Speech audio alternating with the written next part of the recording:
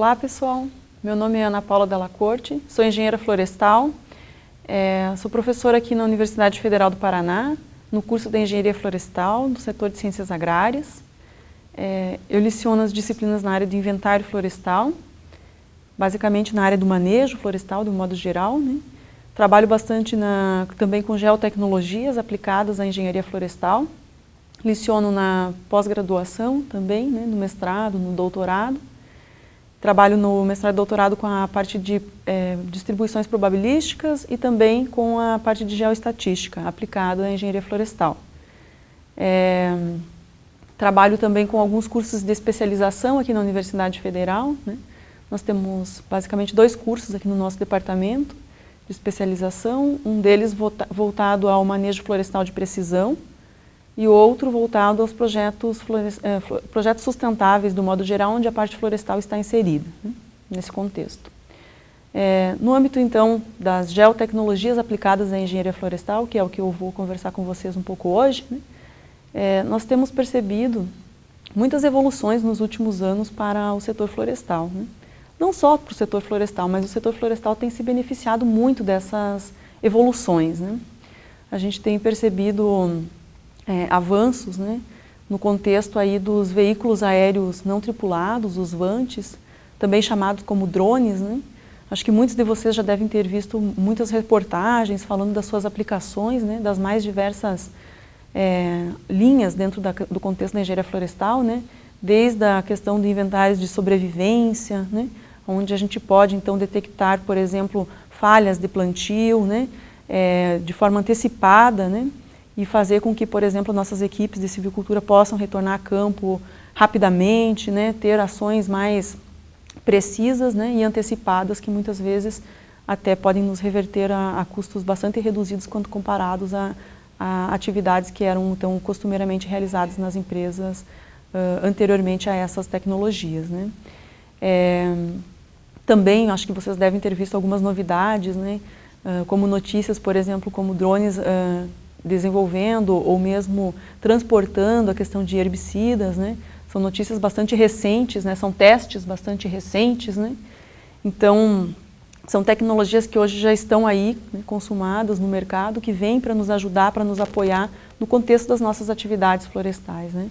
Aqui na Universidade Federal nós temos trabalhado bastante nessa linha, né, de utilização das imagens que são obtidas pelos drones para a geração dos produtos ou para soluções na área florestal, né? Um dos trabalhos que nós desenvolvemos recentemente, né, foi com uma aluna da graduação para uma empresa florestal aqui do Paraná, onde nós trabalhamos então com inventários de sobrevivência, que já vem sendo utilizados bastante pelas empresas florestais de modo geral. Mas a ideia desse trabalho foi tentar automatizar um pouco os procedimentos, né? De uma maneira geral, muitas empresas ainda adotam essa contagem um pouco que manual ainda, né? Isso faz com que o tempo despendido nessas análises em tela, muitas vezes seja um tempo elevado, né? Então, o desenvolvimento do trabalho dessa aluna, né, foi no sentido de testar a possibilidade de aplicação de filtros mais automatizados para detecção mais automatizada, como eu já disse, né, dessa contabilização. Então, foram feitos testes em talhões, em 4 talhões especificamente, né, que totalizou então uma área de aproximadamente 10 hectares, né, aplicando a contagem em tela, que seria a testemunha, né? Depois nós fizemos também levantamentos em campo, contando cada um dos indivíduos observados no talhão, em cada um dos 4 talhões. E depois nós fizemos então a aplicação desses algoritmos desenvolvidos, né, de forma mais automatizada, com a aplicação de filtros a partir da classificação das imagens, e conseguimos chegar a resultados bastante interessantes, né? Resultados que apontam erros inferiores a 2%, ou diferenças, né, inferiores a 2% numa área de 10 hectares, né, onde você tem mais de 10 mil plantas contabilizadas, né. Então foram valores bastante significativos à nossa observação, né. Na verdade foram valores de 1,6% de diferença exatamente, né. Então a gente ficou bastante otimista com o desenvolvimento desse trabalho, né, foi um trabalho inicial e que agora a gente tem então uma segunda aluna na sequência desenvolvendo um aprimoramento desse primeiro passo que foi dado nessa iniciação científica, né. Adicionalmente, nós com a mesma empresa, né, nós temos também uma parceria, e vimos desenvolvendo um outro trabalho bastante interessante, que pretende ir um pouco além do que a contagem apenas dos indivíduos, né? Não que a contagem não seja importante, é muito importante para o contexto do inventário, né? Principalmente quando nós falamos das florestas com alto valor, né, agregado. Se nós pensarmos, por exemplo, em aliar os inventários florestais com as métricas de campo, a possibilidade de contabilização a 100% dos indivíduos, né, do talhão, né, vocês imaginem a possibilidade de melhoria nas precisões das estimativas que nós podemos vir a gerar, né? Então, é claro que é uma variável muito importante a questão do número. Mas também nós estamos nos preocupando com outras possibilidades de obtenção de variáveis dendrométricas dos povoamentos a partir dessas imagens. Então nós temos hoje uma doutoranda que está trabalhando, né, fazendo seu doutorado sanduíche nos Estados Unidos e vem desenvolvendo uma linha de pesquisa muito interessante, né, onde nós estamos trabalhando com a melhoria na precisão das estimativas de alturas das árvores a partir das imagens obtidas com os vantes.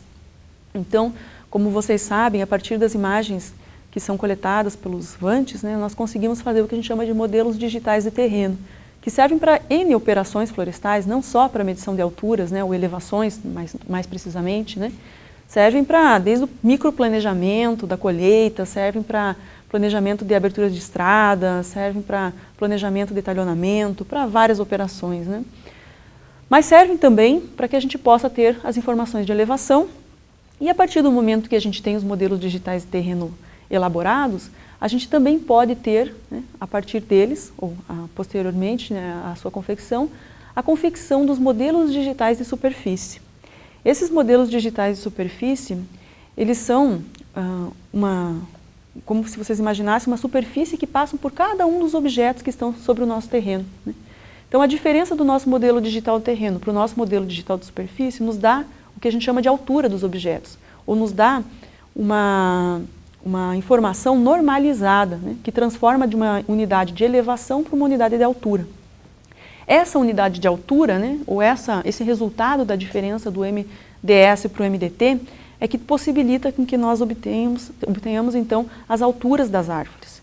E a obtenção dessas alturas, ainda existe uma certa dificuldade, né, em termos de precisão para a obtenção mais automatizada a partir dos drones, né? É um pouco diferente de quando a gente fala, por exemplo, da tecnologia do LIDAR, né? Que se baseia então no princípio também de pulsos, né? Mas são pulsos que se assemelham, que são medidos, né, pela questão da comparação com a velocidade da luz, né? Então o LIDAR ele já tem uma precisão bem superior e bem já mais consolidada para essa questão da métrica das alturas. Os vantes ainda nós estamos desenvolvendo, né, comparativos, né, para mostrar o quanto essa precisão pode ser melhorada e o quanto ela se assemelha ou não à questão do LIDAR. Mas a gente sabe que ainda essa precisão ela é inferior à questão das obtenções a partir da tecnologia LIDAR. Então essa doutoranda ela vem trabalhando no desenvolvimento, né, de um aprimoramento de uma metodologia para que essas obtenções das alturas possam ser, né, facilitadas e que tragam, né, efetivamente maior precisão dessas medições. A partir das medições diretas das alturas, nós poderemos ainda desenvolver várias outras estimativas indiretas via modelagem, né? Então nós podemos, por exemplo, desenvolver modelos de volumes que se relacionam com a altura da árvore e assim predizer os volumes individuais das árvores ou mesmo do povoamento como um todo. Nós podemos ainda predizer diâmetros, né? Uma vez que a gente sabe que o diâmetro e a altura se relacionam, nós podemos fazer a hipissometria reversa, né? Em vez de estimar a altura a partir do diâmetro, nós podemos estimar o diâmetro a partir da altura e, consequentemente, né, ter também uma estimativa da área basal do povoamento, né? Então é mais uma possibilidade também a partir dessas medições dos vantes, né? Outra possibilidade são as estimativas das biomassas, né? Então tanto o volume como a biomassa, eles também se correlacionam tanto com o volume, tanto com a altura, desculpe, né, como com o diâmetro, né? Isso faz com que a gente possa, via modelagem, fazer que essa relação se expresse, né, a partir das métricas que são tomadas, então, por esses veículos aéreos não tripulados, né? Então, hoje, os vantes eles têm trazido, né, principalmente para a área de mensuração florestal e para a área de inventário florestal, para o manejo florestal, de um modo geral, para o gestor, né, que acredito que muitos de vocês estejam nessa função, né, uma grande quantidade de informação, né, e uma informação muito precisa quando comparada às informações que nós possuímos há pouco tempo atrás, a custos bastante elevados, né? Então hoje os vantes eles têm trazido informações a custos bem mais interessantes. Muitas empresas também têm utilizado imagens de vante para fazer, por exemplo, cubagens de pilhas de madeira, né? Então, uma vez que a gente tem a possibilidade da obtenção das fotografias com pares homólogos, né? Ou seja, com pares coincidentes, a gente consegue enxergar em estereoscopia. E se a gente consegue enxergar em estereoscopia, a gente consegue medir tridimensionalmente, né, os objetos e, consequentemente, a gente consegue medir as alturas. Então, tem empresas já trabalhando nessa questão da medição das pilhas de madeira, altura de pilha de madeira, comprimento de pilha, para determinar, por exemplo, o volume de madeira empilhada. É mais uma aplicação bastante interessante aí da questão das imagens dos vantes, né? Tem algumas empresas também testando a aplicação dessas tecnologias, né? Até eu estou orientando um trabalho numa empresa bastante interessante em relação a isso, uma empresa em São Paulo, para a quantificação de resíduo pós-colheita, né? Então, as empresas fazem a colheita no talhão e depois da colheita faz o sobrevoo com o vante e depois processa essas imagens, então, para poder fazer a ligação do resíduo que ficou em campo versus, né, a possibilidade de se estimar isso com imagens, né, obtidas pelos vantes, né. Então, a gente está desenvolvendo, né, um trabalho bastante interessante nessa linha, com a possibilidade de trazer, né, de uma maneira mais automatizada essas estimativas para dentro das empresas, né. A gente espera que com isso a gente também possa viabilizar bastante, né, a informação para os técnicos que trabalham principalmente aí na área de inventário florestal, né. Então essas são algumas das características relacionadas aos vantes, né. Eu também queria falar para vocês um pouquinho sobre o LIDAR, né.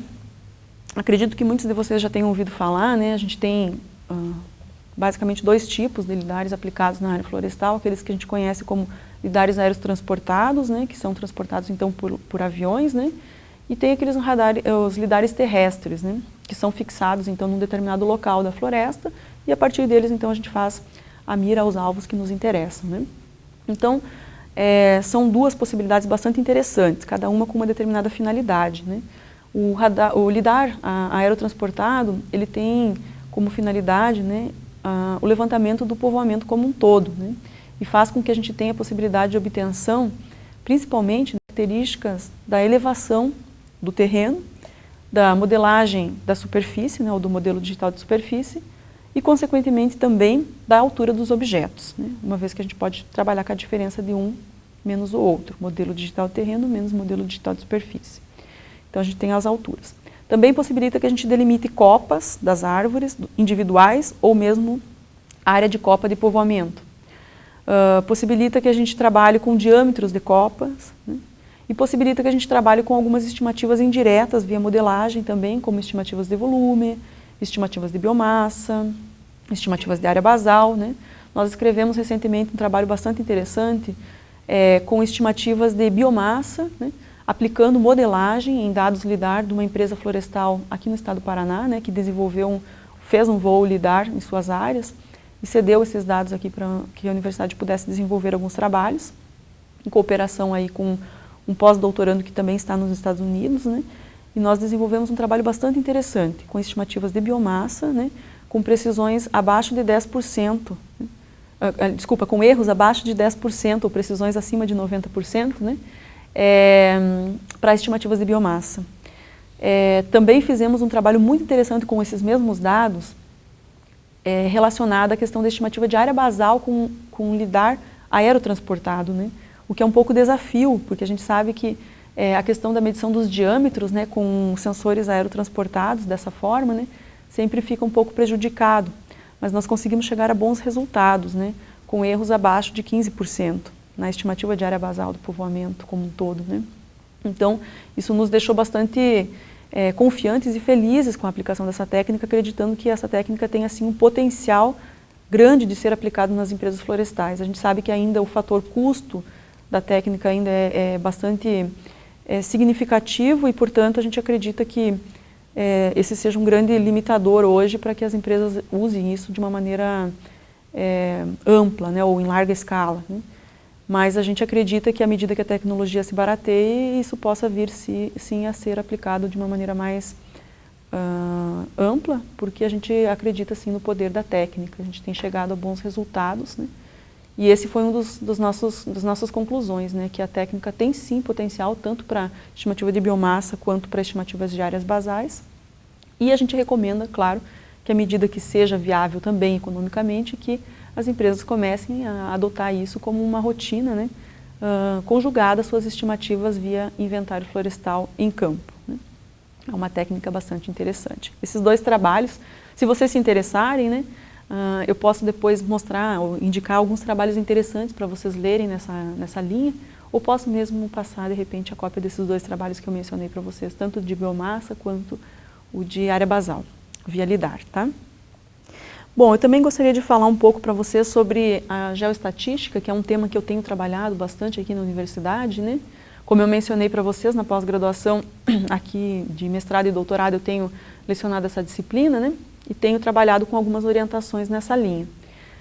Então, a geoestatística, na engenharia florestal, ela é bastante recente, dá para se dizer assim, apesar de em outras áreas do conhecimento, como geologia, geomorfologia, né, já tem um histórico um pouco mais longo, né, mas a engenharia florestal ela é bastante recente, principalmente na área do manejo florestal, né, ou especificamente até no inventário florestal, né. Então ela tem uma grande possibilidade de ser conjugada ao inventário florestal, que busca ou se alia às técnicas de amostragem, né. Então, a partir das amostras ou unidades amostrais que nós colhemos em campo, a geotecnologia da geoestatística nos possibilita que a gente tenha espacializado predições para as áreas que não foram amostradas, né? Então, geralmente a gente tem uma limitação muito grande no inventário florestal, né? Quando a gente trabalha com amostragem, que é o recurso, né? As empresas têm recurso limitado, elas não conseguem fazer censo em todas as suas áreas. Elas conseguem ter uma determinada quantia financeira para ser aplicada naquele ano para a geração das suas estimativas. E muitas áreas acabam ficando sem amostragem. Essas áreas que ficam sem amostragem, muitas vezes, né, acabam ficando sem estimativas, né? Ou se utiliza, por exemplo, apenas a média do talhão para gerar a estimativa para o todo, né? Mas a média, muitas vezes, ela não representa bem espacialmente o talhão, né? A gente sabe que o talhão tem suas variabilidades, né? Então, se você pensar, por exemplo, num talhão que tenha lá características diferentes, né, ou resultados de inventários diferentes para suas unidades amostrais, pode ser que a média não represente tão bem todo o talhão, né? Então, a geoestatística, ela possibilita que a gente enxergue aonde estão essas diferenças e possibilita que a gente atribua pesos diferenciados para essas diferenças. Ou seja, se as diferenças elas forem mais, trouxerem a média mais para baixo, né, que essa média, né, ela seja ponderada em função, né, das suas respectivas áreas de ocorrência dentro do talhão. Isso é muito importante, muito interessante no contexto de estimativas florestais. Além disso, atrelado ainda às técnicas tradicionais de amostragem, né, eu sempre falo isso e gosto de ressaltar, né, nós não estamos aqui para, de maneira nenhuma, jogar por terra as nossas técnicas tradicionais de inventário, né? De maneira nenhuma, nós dependemos muito delas e, sem dúvida, continuaremos elas utilizando, né? Mas a gente tem que utilizar também, né, das tecnologias novas que possibilitem também ajudar, né, a melhorar as nossas predições. Mas as geoestatísticas, elas podem, né, colaborar nesse sentido. Então, nesse sentido, se a gente for pensar nas técnicas tradicionais, quando a gente apresenta, por exemplo, a média, né, para uma determinada estimativa num talhão, a gente também apresenta um erro médio, seja ele absoluto, seja ele relativo, né? E nesse contexto, esse erro, ele é único, né? Então, quando a gente fala que no talhão nós erramos 10%, né? Esse foi o nosso erro absoluto, nosso erro relativo, e que esse erro absoluto representou, por exemplo, 50 metros cúbicos por hectare. Ele é um valor único, que a gente sabe que na média vai funcionar bem, mas talvez pontualmente, localmente, em alguns pontos do talhão, isso não funcione muito bem.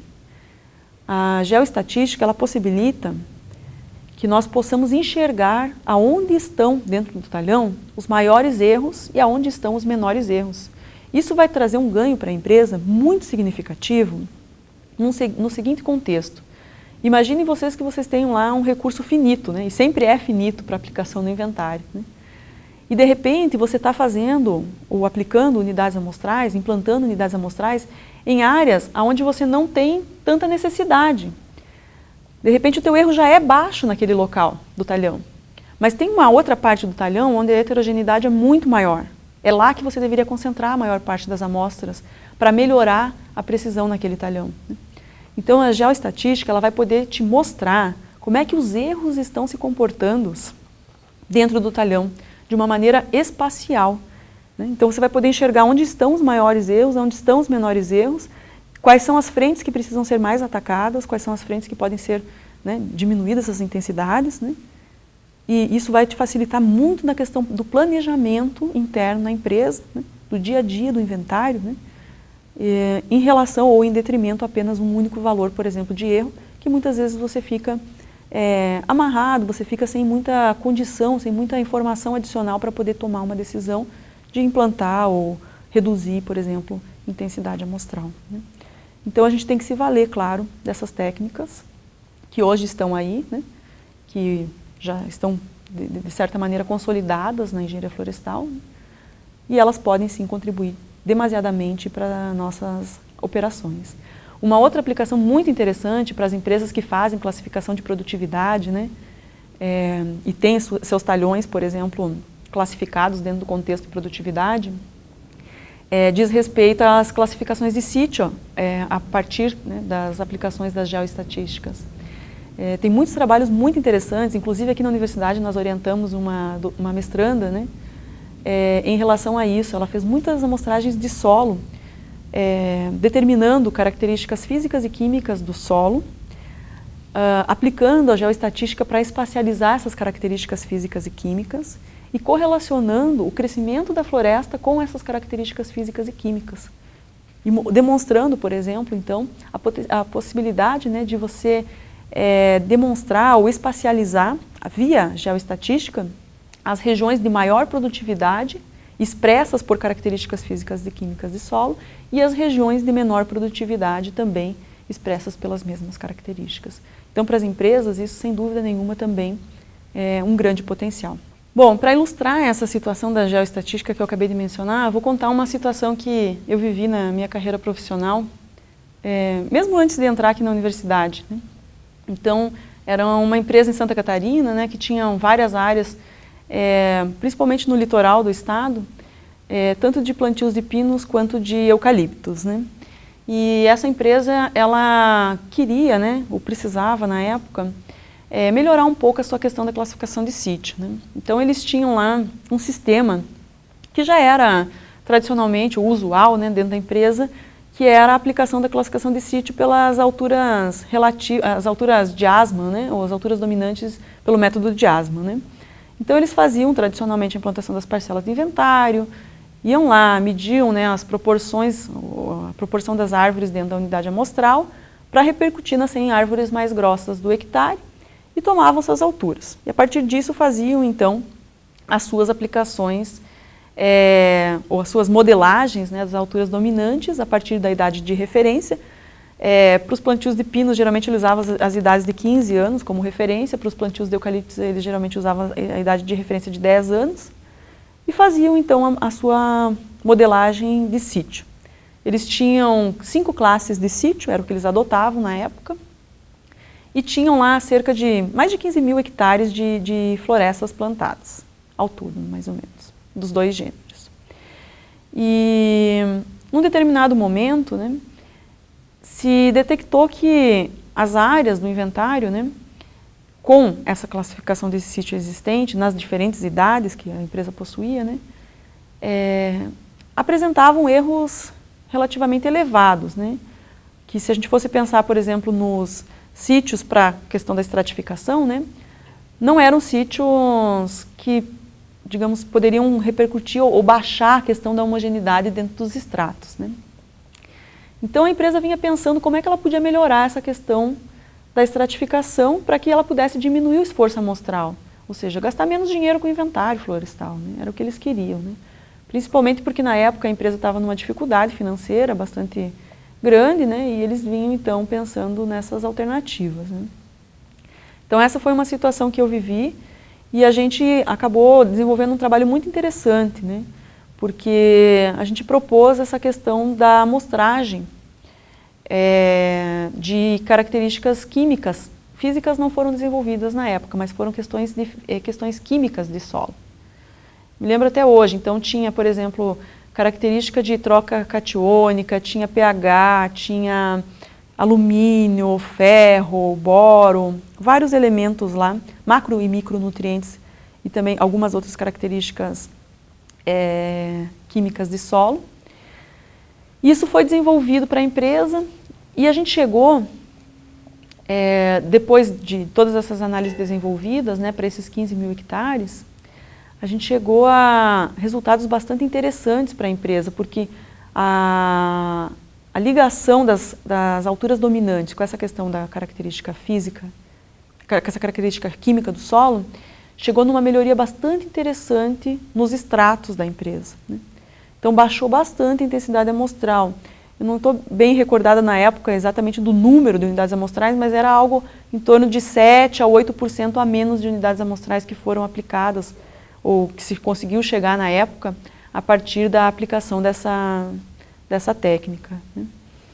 Então foi bem interessante, a empresa ficou muito satisfeita na época, né? Porque dada a dificuldade que tinha financeira, né?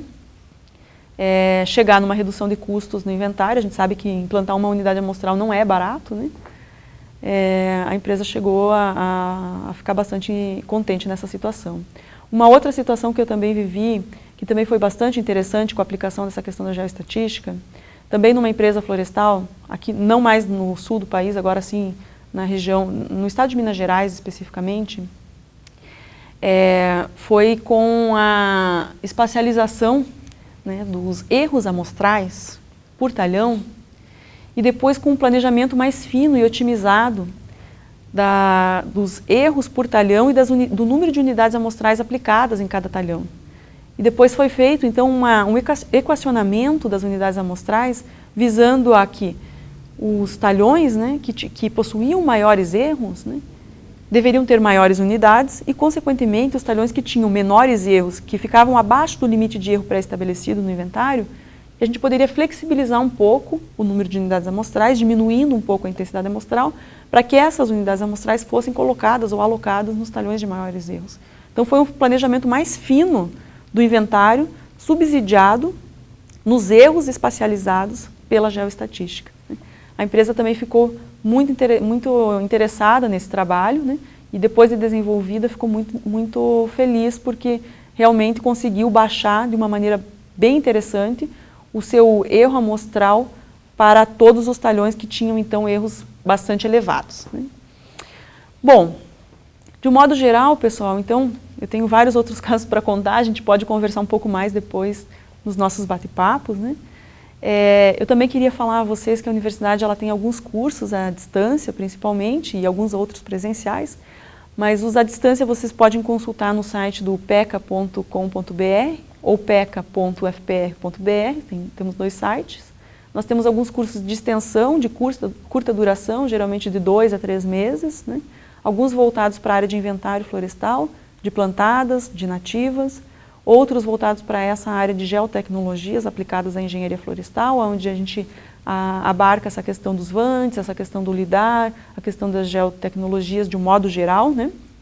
Então, vocês também vão poder se familiarizar com elas, caso seja necessário, desde o sensoriamento remoto puro e simples até os sistemas de informação geográficas, né? Tudo isso bastante exercitado, né? Os nossos cursos de extensão eles têm esse caráter bastante prático, né? Nós temos sempre, apesar de ser EAD, né? Educação à distância, nós temos sempre tutoriais que são desenvolvidos para que você, mesmo à distância, você possa segui-los e possa chegar a um bom resultado no seu aprendizado, mesmo à distância, né?